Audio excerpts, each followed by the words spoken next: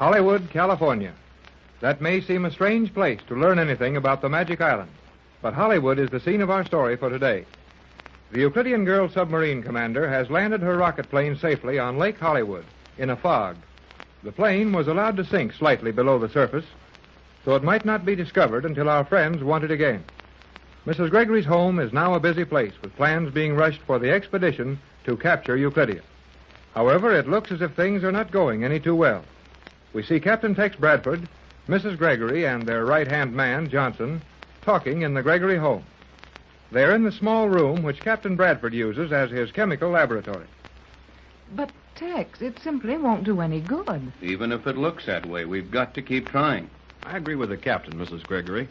We must compound as much of the captain's formula as possible in a short space of time, and then continue our plans to return to Euclidia. But, Johnson, what good will that do? Elaine has admitted that the submarine locks on that underwater city can't possibly stay magnetized more than a day or two at the most. Now, I've chartered the fastest private steamer on the West Coast, but it will take a full week to arrive at the location of the Magic Island. I know all that, Pat, and I may be wasting my time.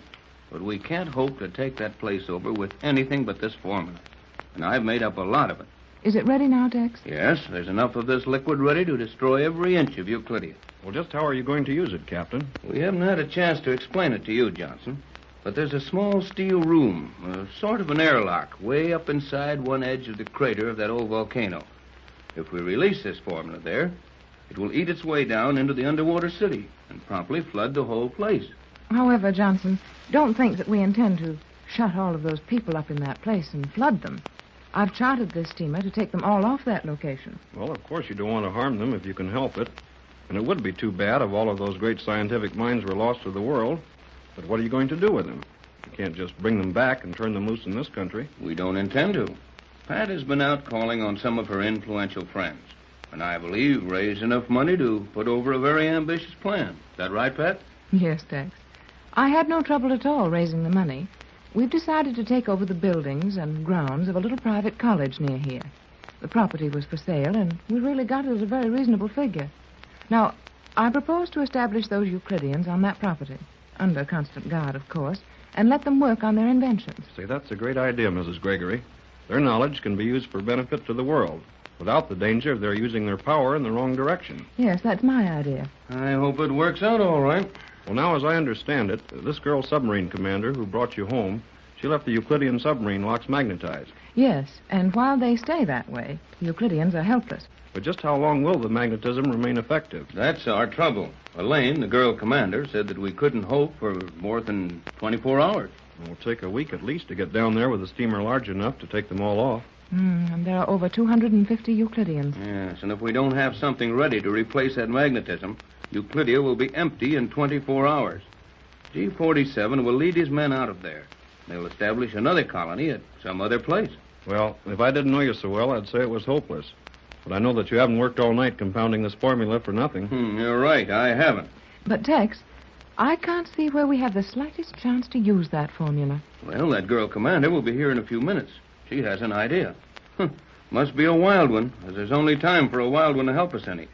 But whatever it is, she says it will work, and I'm going to listen to it. Does she know how to find this room? I told her we'd meet her in the living room. She ought to be back any minute now.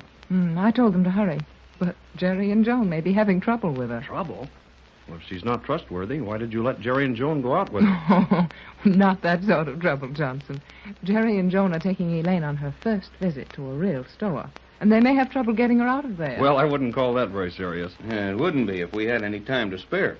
But as it is, it can be mighty serious if that girl doesn't get back here soon with her idea. Is it safe to leave your formula here while we go into the living room? Oh, perfectly safe. Well, I'll stay here and watch if you want me to. Oh, never mind. You'd better be with us when Elaine outlines her idea.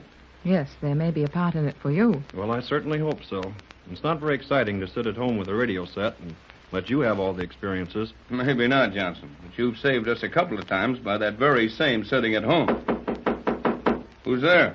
It's Jerry. Okay, Jerry, just a minute. Oh, that means they're safely home. Come on in, kid. Hey, gee, what goes on? You got this place all locked up. Well, we've just finished my, wait a minute. Joan and the girl commander with you? Well, we came back together.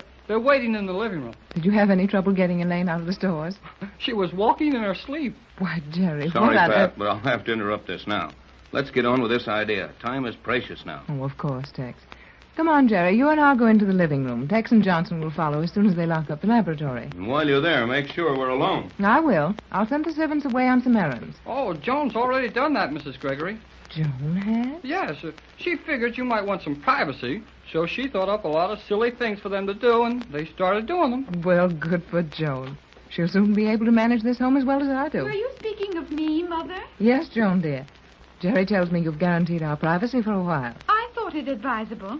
Elaine has told me something of her plan, and it seemed wise to discuss it where we could not be overheard. I did advise Joan to exercise all caution. This plan of mine has elements of danger in it. Oh, you're all too nervous about this thing. There's no more Euclideans in Hollywood. You do not know that. No, Jerry. We know very little about the Euclideans. It is as well to use care. Where is Captain Bradford? Oh, he'll be here in a minute or two. He's with Johnson, locking up the laboratory. And while we're waiting for them, tell me something about your visit to the stores. It was very exciting. Boy, it must have been. All you did was stand around in front of counters and hold a lot of cloth and ribbons in your hands. It was the first time I have ever felt such fabric. Of course, Elaine. I can understand how you felt. Elaine would not purchase anything, Mother. I tried to persuade her to bring home a dress or a coat or something for herself, but she refused. Why was that, Elaine? Oh, she figured that she didn't want to spend any of your money, and Joan and I couldn't talk her out of it. I hope you will understand my position, Mrs. Gregory. You are more than kind in giving me the freedom of your lovely home. I should prefer to wait until our mission is accomplished. Then I may feel that I have rendered some little service to you. Mother, I have tried to reason with Elaine, but it is without effect. She feels that she must earn your money before she can accept any of it. I am sorry if that is not correct for your world. Oh, it's correct for anybody's world, but I never heard of anybody worrying so much about taking money before. It is unusual, Jerry, but Elaine is right.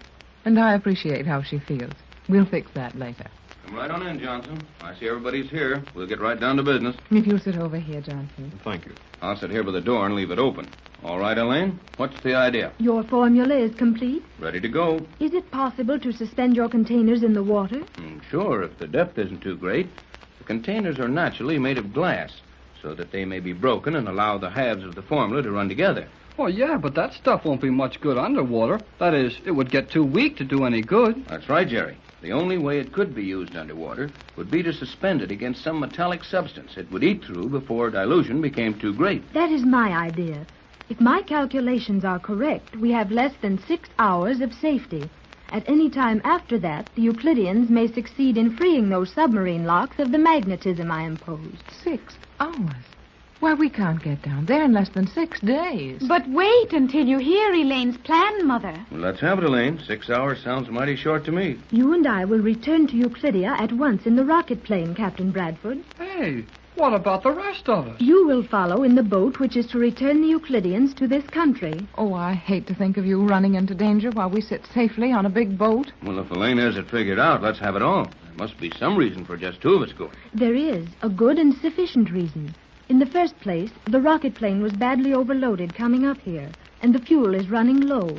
With only 2 of us aboard, we have a chance to reach the location of Euclidia. That sounds reasonable. Sounds dangerous, too, if you think you've only got a chance to land there. I don't like that. I would prefer to accompany them, Mother, but I believe Elaine knows best. Well, go on, Elaine. What's your plan? You and I will go at once, Captain. We will have fuel enough to reach there, I think, and provisions for at least a week. All we have to do is suspend containers of your formula against the submarine locks and on top of the escape lock we used, and float there on the surface until the boat arrives. You know, I could be a lot of help if I went along. Possibly, and your weight might be the deciding factor if we run out of fuel short of our goal. But, Elaine, suppose you do run out of fuel anyway and have to land before you reach Euclidia. We'll just land on the course. You'll follow with the boat, float around there until you come down and pick us up. The Euclideans will escape, but we can't help that. I think their escape is not as serious as what they would do to you if they found you floating helplessly on the water. Gee, I never thought of that. I did, Jerry, and it isn't a pleasant thought. We have no alternative if we ever hope to capture those scientists. That's right, Elaine. If they get away from us this time, they'll destroy that city as they leave. and move to some other out-of-the-way place and start another colony. In addition to which they will do immeasurable harm in this world. Yes, their motives for revenge would lead them into almost anything. Well, it looks like Elaine's plan is the only one.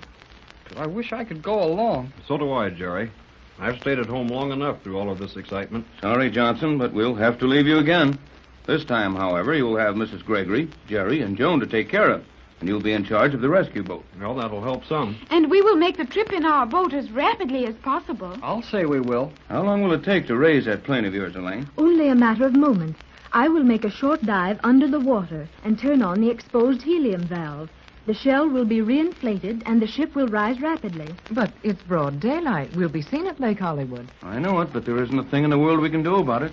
Elaine says we haven't more than 6 hours. I am sure the Euclideans will be free shortly after that time. And it will take us a little over 4 hours to fly down there. Let's go. Well, now, what do we do? You get the formula, all of it except one set of containers, which you can bring on the boat with you. Can I do anything, Captain? Help Johnson load that stuff in the car and keep your eyes open in the driveway. Aye, aye, sir. Come on, Johnson. Right with you, Jerry. What can I do, Tex? You and Joan get some warm clothes ready for Elaine. We're going to need them if we've got a lot of diving to do. I wish I might go with you, Captain. I know that, Joan. You and Jerry's been a big help plenty of times, but I'll have to go this time without you. You'll keep in touch with us, won't you, Tex? Why, sure. The minute we land at Euclidia, we'll radio you. And you'd better shove off with that boat the minute we leave. I'll call the crew to stand by right now. They're all waiting for the call. Well, it looks like this is our last try at capturing G-47. And with a little luck, we'll make it.